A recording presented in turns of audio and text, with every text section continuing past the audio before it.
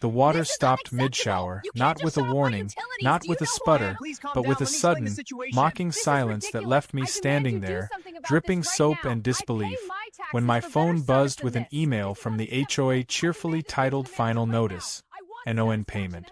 I laughed at first because it felt like a joke so badly written it had to be satire. Then I realized my house had no running water, my weekend guests were arriving in 6 hours, and someone with a clipboard had decided they could turn my life off like a switch. I wrapped myself in a towel and stood in the kitchen staring at the sink as if it might apologize and start working again. Nothing. No gurgle. No pressure. Just dead pipes and that hollow echo you only notice when something essential is missing. I opened the email properly this time. According to the HOA, I had failed to pay my water bill for 3 months. According to my bank app, I had paid every single utility on time, including water, directly to the municipal provider. According to reality, someone was lying, and they were confident enough to shut off my water to prove a point. I called the number at the bottom of the email.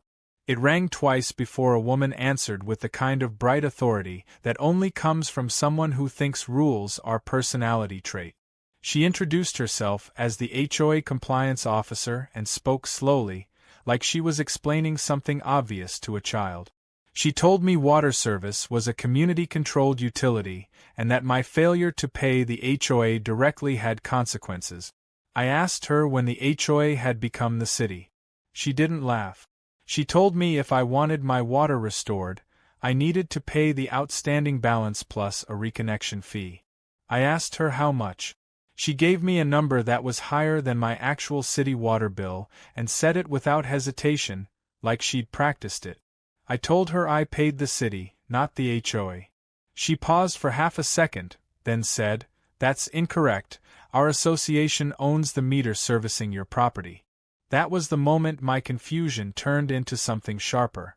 I bought this house 5 years ago. I remembered the inspection. I remembered the utility walkthrough. I remembered the meter sitting out near the road, tagged, numbered, city stamp. I also remembered the HOA paperwork being very clear about what they controlled and what they absolutely did not. Landscaping, parking, exterior paint shades that all looked identical anyway. They had never mentioned owning water infrastructure. Not once. I told her she was wrong. She told me the board had voted. I told her voting didn't magically transfer property rights. She told me if I continued to be difficult, the water would remain off indefinitely. Her voice carried a small, satisfied edge, like this was the part of the job she enjoyed most. After the call ended, I sat at my kitchen table in a towel and tried to breathe through the anger. The house felt different without water. Too quiet. Too dry. Like it was holding its breath. I texted my neighbor to ask if her water was working. She replied instantly, confused, saying hers was fine. That told me everything I needed to know. This wasn't a system issue. This was targeted. I drove down to the meter box by the road. The cover was open. A bright red tag hung from the valve like a warning label. Private shutoff authorized. I knelt down and took photos from every angle. The meter had the city seal. The serial number matched my last bill. There was no HOA marking anywhere. Whoever shut this off had done it physically, manually, and confidently wrong. By noon, my phone was full of messages from the HOA group chat. Someone had noticed my water was off and decided it was a teaching moment. One message said rules apply to everyone. Another said maybe this will encourage compliance. No one asked if there had been a mistake. They assumed guilt like it was their job. I called the city water department. The woman on the line sounded tired but competent. She pulled up my account and confirmed my payments were current. She confirmed the meter was city-owned. Then she paused and asked me to repeat what I'd said about the shutoff. When I told her an HOA representative had turned my water off, her tone changed. She asked if I could email photos. I sent them immediately. 10 minutes later, she called back and told me something that made my stomach flip in a very specific way. The city had not authorized any shutoff. No notice. No work order. No record. Which meant someone had tampered with municipal infrastructure without permission. She said it carefully, but I heard what she wasn't saying. This wasn't an HOA dispute anymore. This was a legal problem. She told me they would send a technician to restore service, but she also said something else. She said the city took unauthorized meter interference very seriously. I thanked her and hung up, already feeling the shape of where this was going. When the HOA compliance officer called me back that afternoon, her tone had changed just a little. She told me the board was willing to waive the reconnection fee as a courtesy if I paid the outstanding balance today. I asked her why the city water department was calling this an illegal shutoff. Silence. Then she said the board would review the matter internally. I told her not to bother. By the time the city truck pulled up, half the neighborhood was watching. The technician popped the meter box, looked at the tag, and sighed. He shook his head in that slow, professional way that says someone has made his day worse by being stupid. He turned the valve, restored the water, and handed me a printed notice stating the meter was city property and any future interference would result in fines and potential criminal charges. I didn't smile. Not yet. That evening, another email went out from the HOA. It said there had been a misunderstanding regarding water billing authority, and that residents should continue paying utilities as originally instructed. No apology. No explanation. Just a quiet retreat like they could erase the day by pretending it never happened. But they couldn't erase the photos, or the city report, or the fact that they had confidently shut off something they never owned. And they definitely couldn't erase the paper trail they just created. As I turned on my shower again that night, water rushing back like nothing had happened, I realized this wasn't over. Not even close. Because people who grab power they don't stop when they're caught. They stop when they're forced. And now I knew exactly where to push. The next morning, the HOA acted like nothing had happened, which somehow made everything worse.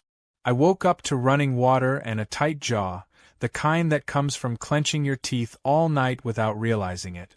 My phone already had 3 new emails from the association.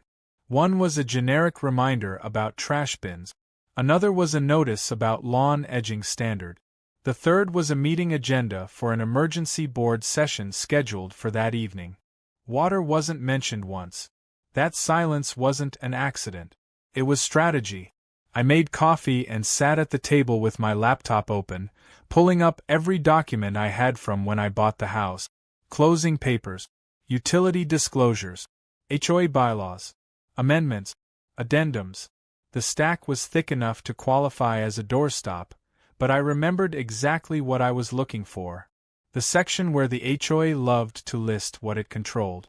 Fences, signage, exterior lighting brightness, even the acceptable color temperature for porch bulbs, which was somehow a thing. Water infrastructure wasn't there. I searched for the word meter. Nothing. Utility. Nothing. Municipal. Nothing.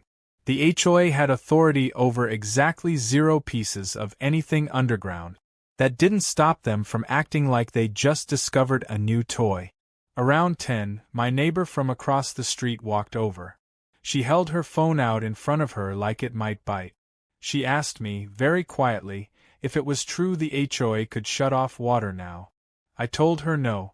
I told her what they did was illegal.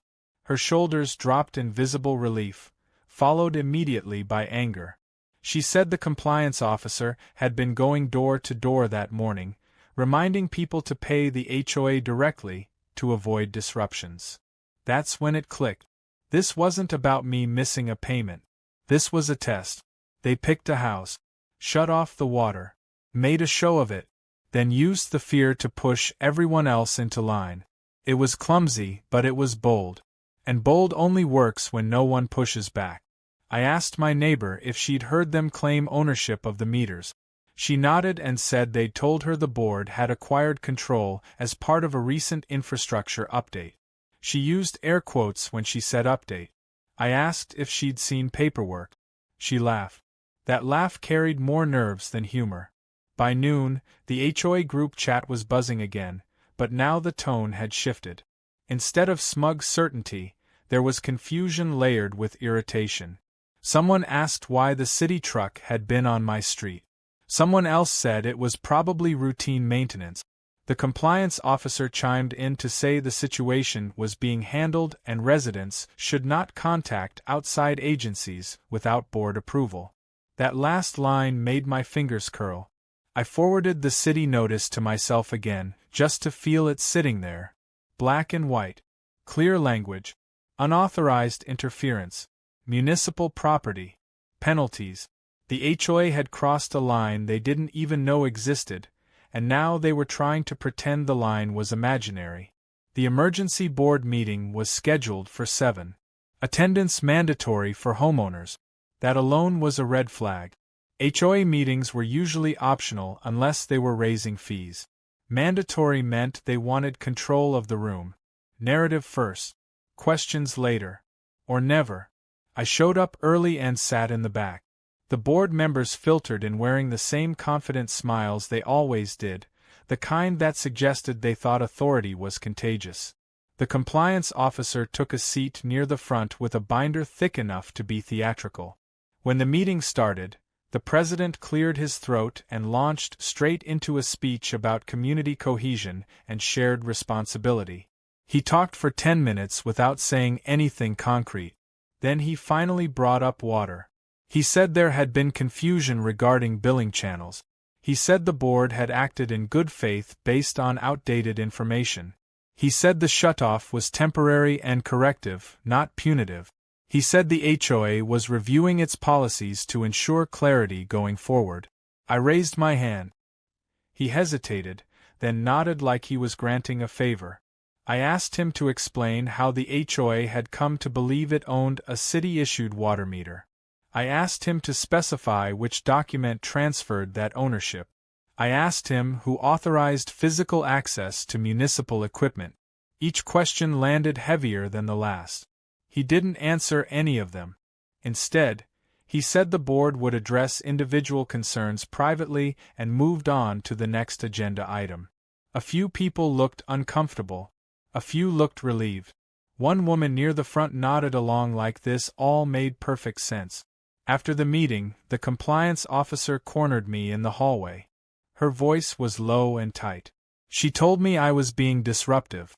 She said involving the city had been unnecessary. She said the board expected cooperation, not confrontation. I told her the city expected their infrastructure not to be tampered with. She stared at me for a long second, then said something that told me everything about how this was going to go. She said, "You should be careful. Not everyone appreciates troublemakers." That night, I received a violation notice. It wasn't about water. It was about my driveway. Apparently, the edge encroached 2 inches beyond the approved boundary. A boundary that hadn't moved in 5 years. The fine was small, but the message was loud. If they couldn't shut off my water, they'd find something else. I paid nothing. I documented everything. Because retaliation is only effective when the other side doesn't know how to keep records. And I was done pretending this was just an HOA being annoying. They had tried to control something they didn't own. Now they were trying to punish me for proving it. And that was a much bigger mistake than shutting off my shower. By the 3rd day, the HOA had stopped pretending this was a misunderstanding. The driveway violation was followed by another notice before lunch. This one claimed my exterior hose bib violated community aesthetics because it was visible from the street. I stared at the email for a long moment, then actually laughed out loud. The hose connection had been there since the house was built. It had passed inspection. It was standard. Beige. Boring. The only thing offensive about it was that it still worked. That was the pattern now. If they couldn't win on facts, they'd bury me in noise. I took the day off work and treated the situation like a project, because that's what it had become. I created a folder on my laptop labeled HOA Water Incident and started dumping everything into it. Emails, screenshot, photos of the meter, the city notice, the violation letters. I saved the group chat messages where they bragged about enforcement. I time-stamped everything. I backed it up twice. By mid-afternoon, I noticed something else. A city utility truck parked down the block. Different logo this time. 2 men standing near the storm drain, talking, looking at a tablet. One of them pointed toward my house. I walked over before the HOA could decide I wasn't allowed to exist outdoors without permission. They weren't there for me directly. Not yet. One of them asked if I lived in the house with the recent unauthorized shutoff.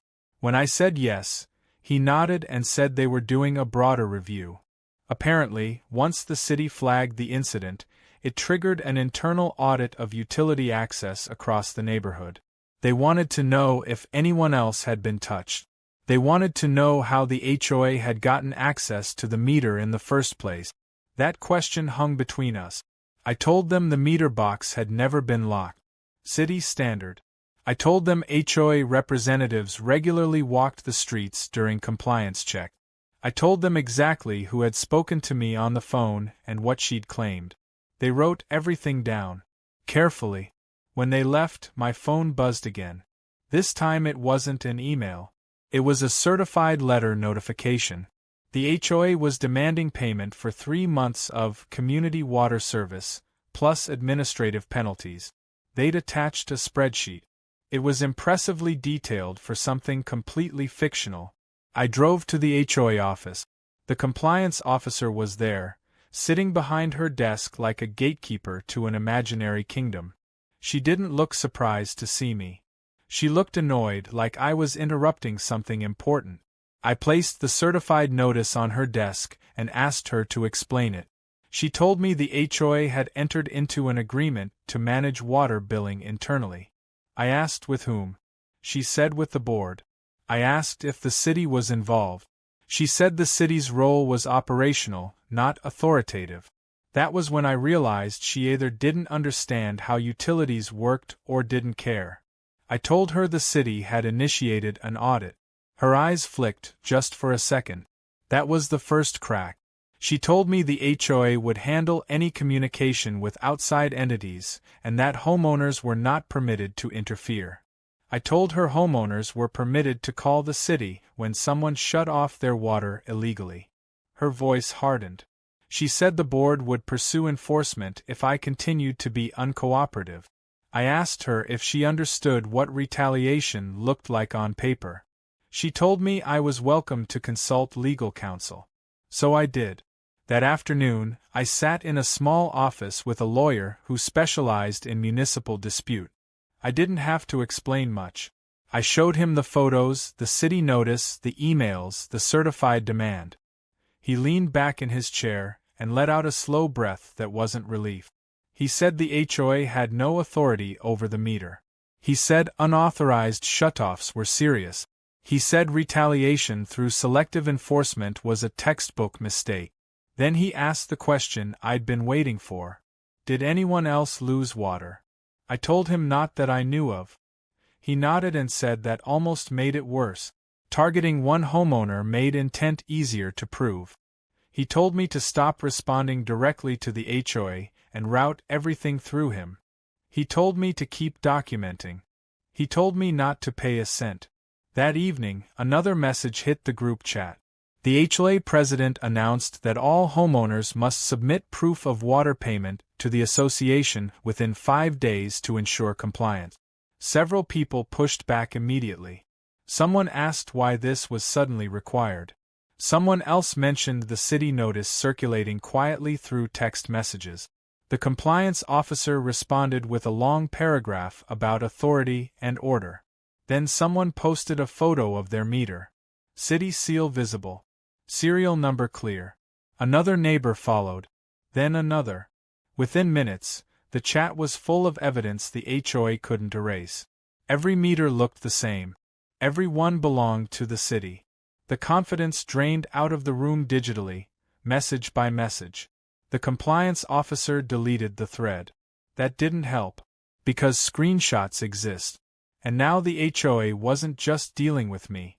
They were dealing with a neighborhood that had started asking the wrong questions. Late that night, my lawyer emailed me. The city had contacted him directly. They wanted copies of everything. They were escalating the review. Not just for unauthorized access, but for misrepresentation of authority. I stared at the screen for a long time. The HOA thought water was leverage. They thought fear would keep people quiet.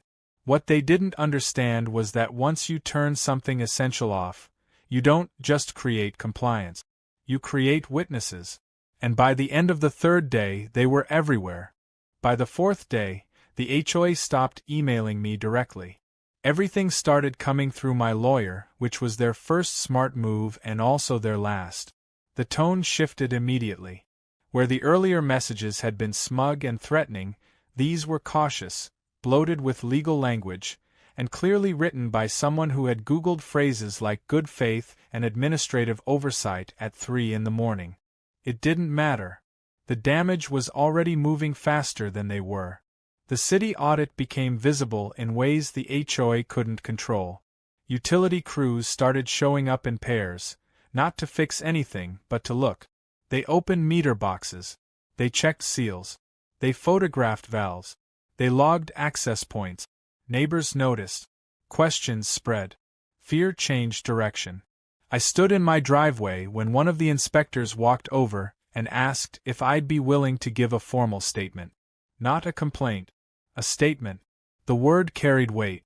I invited him inside and watched as he laid out forms on my kitchen table, right where I'd been sitting in a towel 3 days earlier, staring at a dead sink. He asked me to recount everything in order. I did. Date, times, names, exact phrases. He nodded occasionally, not reacting, just absorbing. When I finished, he flipped to the last page and asked if anyone from the HOA had contacted me after the city restored service. I told him about the violations. I told him about the payment demand. I told him about the warning to be careful. That was when he stopped writing. He looked up and said retaliation following an unauthorized utility shutoff escalated the situation significantly. He didn't say illegal. He didn't have to. He asked me to sign the statement. I did, slow and deliberate. That afternoon, the HOA president knocked on my door. I almost didn't answer. Almost. But curiosity won. He stood there without his usual smile, holding a folder that looked heavier than it needed to be. He said he wanted to clear the air. He said the board valued harmony. He said things had moved faster than intended. He said mistakes were made on both sides. I told him there was no both sides when it came to shutting off water you didn't own. He flinched just slightly. He asked if I'd consider resolving the matter internally. He said the board could withdraw the violations. He said they could offer a goodwill credit. He said involving the city further would only complicate things for everyone. I asked him why the compliance officer had told residents the HOA owned the meters. He said she'd misspoken. I asked him why they demanded payment after the city confirmed ownership. He said it was a billing transition issue. I asked him why the violations appeared only after I challenged them. He said enforcement schedules varied. Each answer sounded thinner than the last. When he finished, I told him I was no longer discussing this without my lawyer present. I told him the city was already involved. I told him they should be more concerned about that than about me. He left without shaking my hand. That evening, the first formal letter arrived from the city. It wasn't addressed to me. It was addressed to the HOA. Someone had slipped a copy under my door. It stated that the city was opening an investigation into unauthorized access and misrepresentation of municipal utilities. It requested documentation supporting any claim of ownership or management authority over water meters within the association boundaries. It set a deadline. It listed penalties for non-compliance. The group chat exploded. People who had stayed quiet before were suddenly loud. They wanted to know what the HOA had done. They wanted to know if their water was safe. They wanted to know why the board had claimed authority it didn't have. The compliance officer tried to calm things down, but her messages were drowned out. Someone posted the city letter. Someone else posted a screenshot of the HOA's earlier claim about meter ownership. You could feel the shift. The spell was breaking. The next violation notice hit my inbox just after midnight. This one accused me of unauthorized communication with external agencies. That was when my lawyer stepped in properly. By morning, the HOA received a cease and desist letter accusing them of harassment, retaliation, and interference with essential services. It demanded all enforcement actions against me be paused. It demanded preservation of records.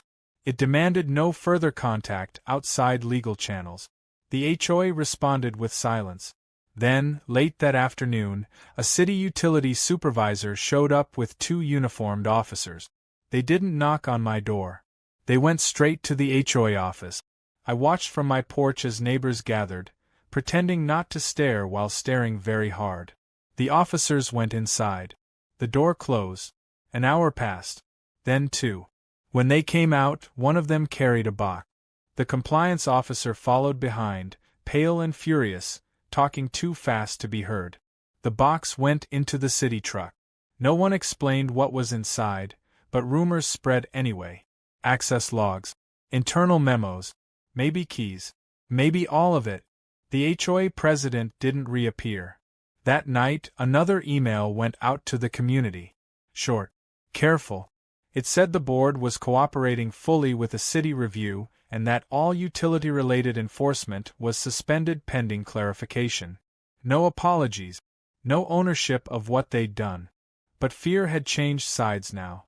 Because when authorities start removing boxes, it means they're done asking nicely. And I had the sinking feeling that shutting off my water was only the smallest mistake they were about to pay for. By the 5th day, the HOA stopped using words like misunderstanding. They switched to words like pause and review and clarification, the verbal equivalent of backing away from a fire while insisting you were never standing that close to begin with. The problem was, everyone had already felt the heat. The neighborhood woke up to orange door hangers stamped with a city seal. Not citations. Notices. Informational, technically. But nothing makes people nervous like a city logo and the phrase municipal inquiry printed in bold at the top. Each notice explained that the city was conducting a review of unauthorized access to water infrastructure and that residents might be contacted for statements. Statements. Plural.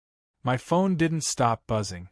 Neighbors wanted to know what to say, what not to say, whether they were in trouble, whether their water could be shut off next. I told them the truth. The city wasn't investigating homeowners. It was investigating whoever thought they could act like a utility company without being one. That distinction mattered. Calmed some people. It terrified others. Around mid-morning, my lawyer called and told me the city had formally requested all HOA records related to utilities, billing, enforcement actions, and communications for the past 18 months. Emails, meeting minutes, internal memos, payment logs, anything even tangentially related to water. He didn't sound surprised. He sounded impressed. He also told me something else.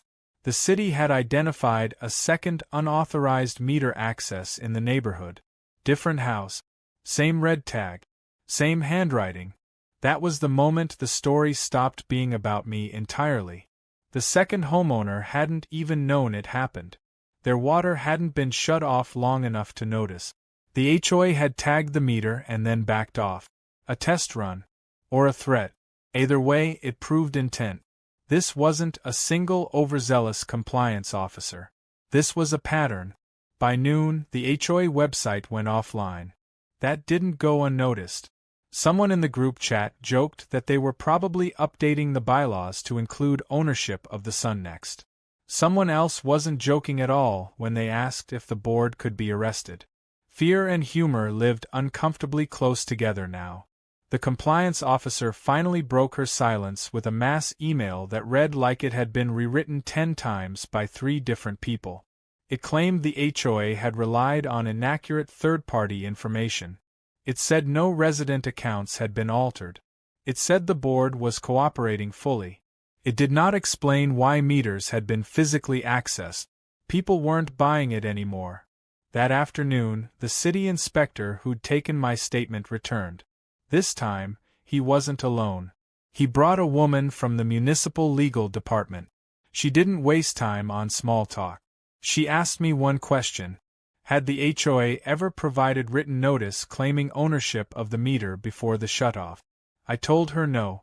I told her the first time I'd heard that claim was when my water was already off. She nodded and made a note. Then she asked if I still had the email. I forwarded it to her on the spot. She thanked me and stood up. Before she left, she said something quietly, almost conversational. She said misrepresentation of municipal authority carries penalties that increase sharply when used to extract payment. She said repeated access without authorization suggested willful misconduct. She said retaliation following exposure was its own issue entirely. She didn't say what would happen next. She didn't need to. That evening, a notice was posted at the HOA office. Physical paper. City seal. It informed the board that pending the outcome of the investigation, all HOA interaction with utility infrastructure was prohibited. Any further interference would result in immediate enforcement action. Someone took a photo and posted it everywhere. The HOA president finally resurfaced in the group chat, trying to regain control with a long message about unity and patience. He asked residents not to speculate. He asked for trust. He asked for time. No one responded. Because trust is hard to rebuild when you've been caught turning off people's water. Later that night, my lawyer forwarded me a draft of something he called a courtesy preview. It was a potential civil complaint the city was preparing in case the HOA failed to comply fully. Unauthorized access, fraudulent billing, abuse of authority. Each line felt heavier than the last. He asked me if I was willing to be named. I said yes without hesitation. Because this had stopped being about inconvenience or fees or ego. This was about power. About who thought they could control essentials just because they wore a badge with the word association on it. As I went to bed, I realized something that made sleep difficult. The HOA had wanted compliance. Instead, they had triggered scrutiny. And scrutiny, once it starts, doesn't shut off nearly as easily as water. By the 6th day, the HOA started losing people. Not residents, board members. It began quietly, the way these things always do. A resignation email sent late at night, short and careful, citing personal reasons. Then another the next morning, this one longer, full of vague language about priorities and stepping back. By lunchtime, 2 board seats were empty, and no one was volunteering to fill them. Authority looks solid right up until the moment it doesn't. The group chat changed tone again. Where there had been anger and fear, there was now something closer to opportunism. People asked whether dues could be reduced. Someone wondered out loud if past fines had been legitimate. Another asked how many other rules had been enforced without proper authority. The questions stacked on top of each other, unanswered. The HOA president tried to hold a special meeting. Virtual this time. Optional attendance. Only 5 people showed up, and 3 of them had their cameras off. He spoke into the void for 15 minutes before ending it early, citing technical difficulties. The recording never got posted. Meanwhile, the city wasn't slowing down. Utility crews returned, this time with laminated badges and clipboards. They knocked on doors. They asked homeowners if anyone from the HOA had ever mentioned water billing changes. If anyone had been told to pay the association instead of the city. If anyone had seen red tags on meters. The answers varied, but the pattern didn't. Yes, someone had said something. Yes, it sounded official. No, there was no paperwork. No, it didn't feel right. My lawyer called in the afternoon with a tone I'd never heard from him before. Not cautious. Not analytical. Almost amused. He told me the HOA's legal counsel had reached out, asking to discuss resolution options. Not demands. Not threats. Options. That alone said everything. He asked me what I wanted. I told him I wanted the truth on record. I wanted the violations rescinded permanently. I wanted a written acknowledgement that the HOA had no authority over water infrastructure. I wanted assurance it wouldn't happen again. He paused, then said those were reasonable. Then he added something I hadn't asked for. He said the city was considering administrative penalties against individual actors, not just the organization. That's when I understood why people were resigning. Power feels collective until consequences become personal. That evening, the compliance officer showed up at my door. She looked different. Not angry. Not confident. Smaller somehow. She asked if we could talk. I told her any conversation went through my lawyer. She nodded and said she understood. Then she said something I didn't expect. She said she'd been told the meters were community property. She said she'd trusted that information. She said she'd never intended for things to escalate. Her voice shook just enough to be noticeable. I believed that she believed herself. I told her intent didn't change outcome. I told her turning off someone's water wasn't a training error. I told her she should speak to her own counsel. She left without arguing.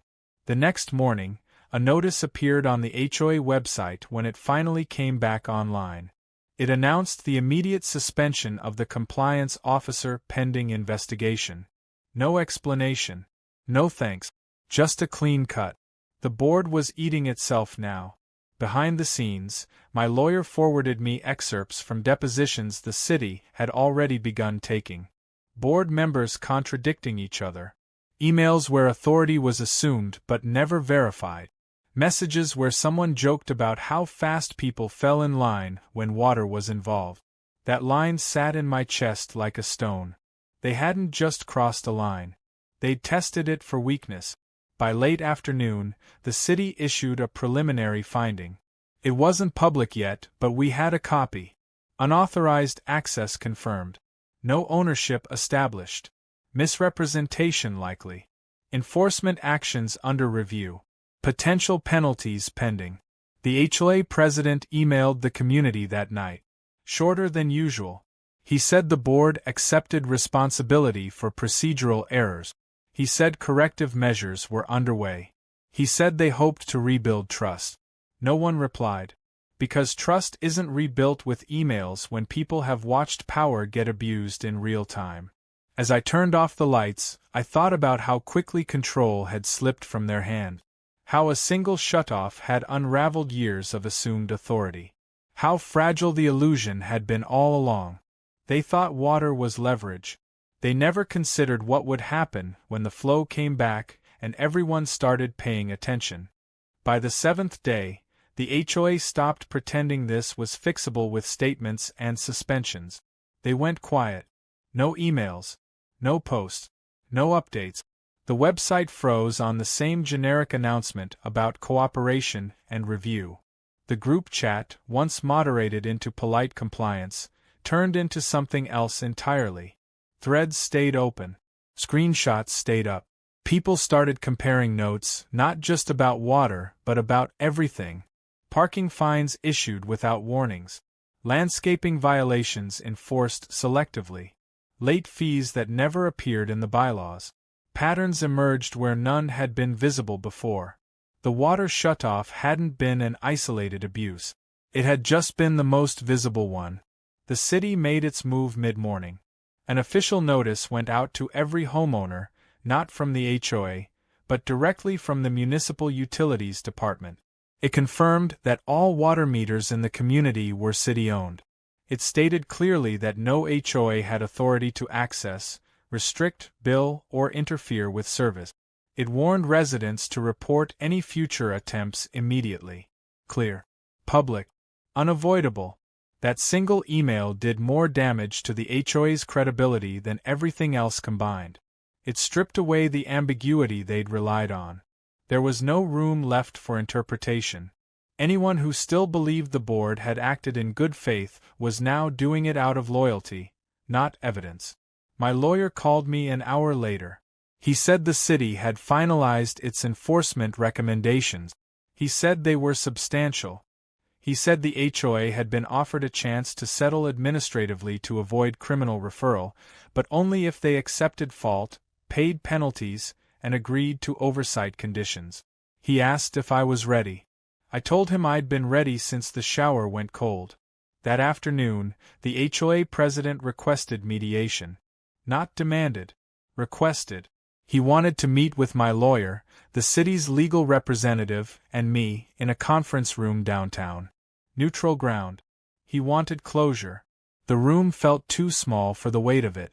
The city lawyer laid out the findings calmly. Unauthorized shutoff. False claims of ownership. Attempted collection of funds under misrepresented authority. Retaliatory enforcement. Each point landed without drama. It didn't need any. The HOA president tried to explain. He talked about confusion. He talked about bad advice.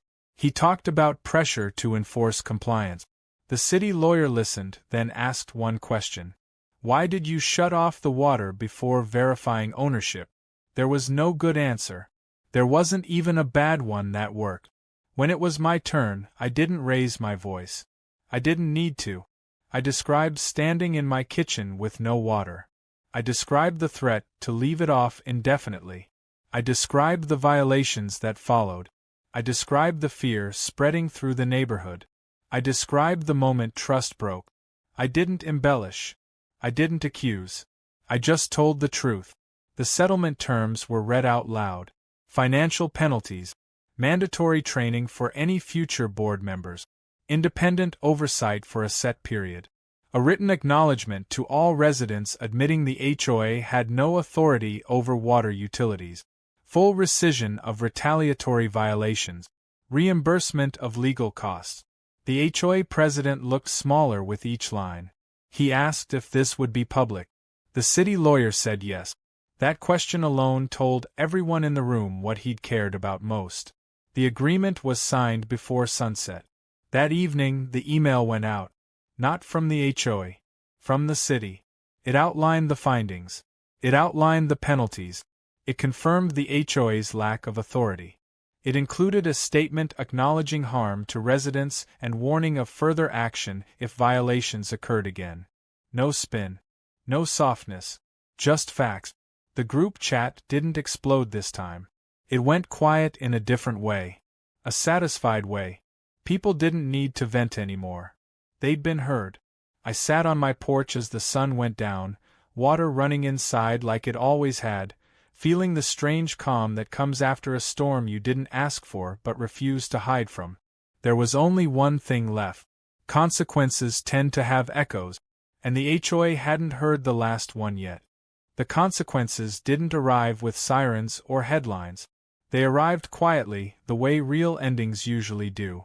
The morning after the city's email went out, the HOA office didn't open. No sign on the door. No explanation. Just locked glass and an empty parking lot where the compliance officer's car used to be. By noon, someone noticed the payment portal was offline. By evening, another notice appeared on the door, this one legal, this one final, stating that all association operations were temporarily suspended pending restructuring under city-mandated oversight.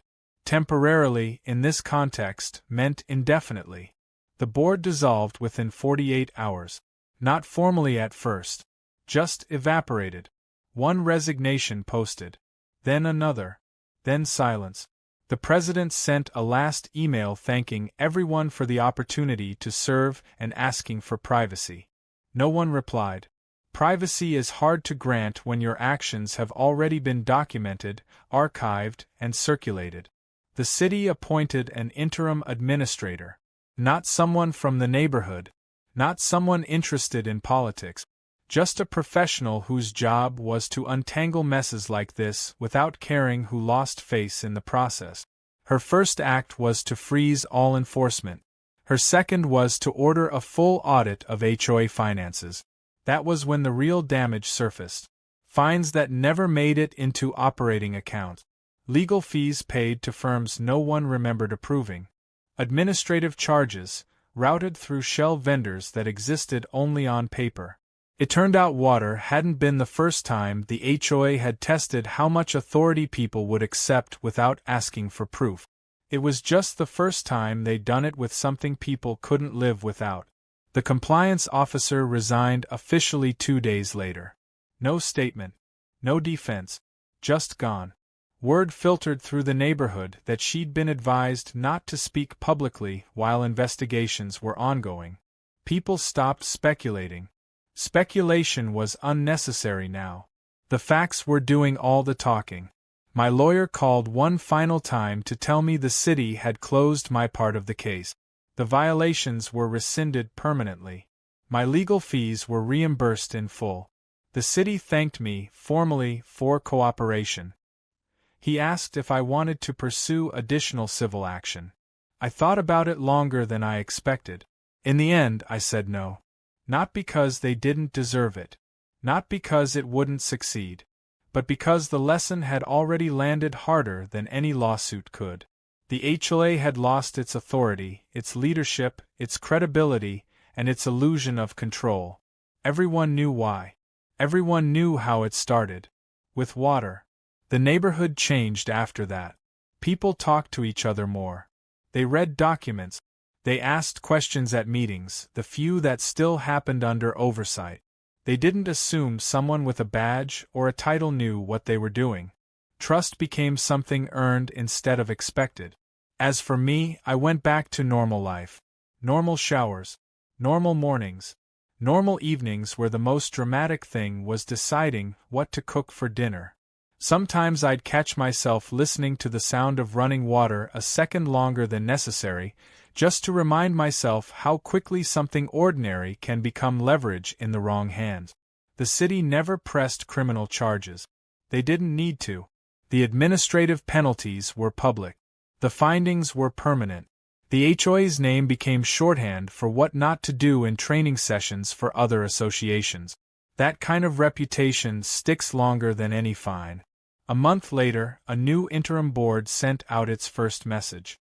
It was short, clear, almost painfully humble. It acknowledged past overreach. It promised transparency.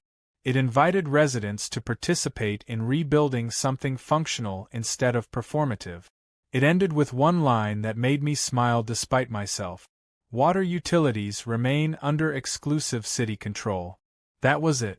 No drama. No spin. Just a boundary finally respected. I never set out to dismantle an HOA. I just wanted to finish my shower. But when someone decides they can turn essentials on and off to force obedience, they stop being an annoyance and start being a problem. Problems don't disappear when ignored. They disappear when confronted, documented, and dragged into the light where authority has to prove itself. The water never went out again.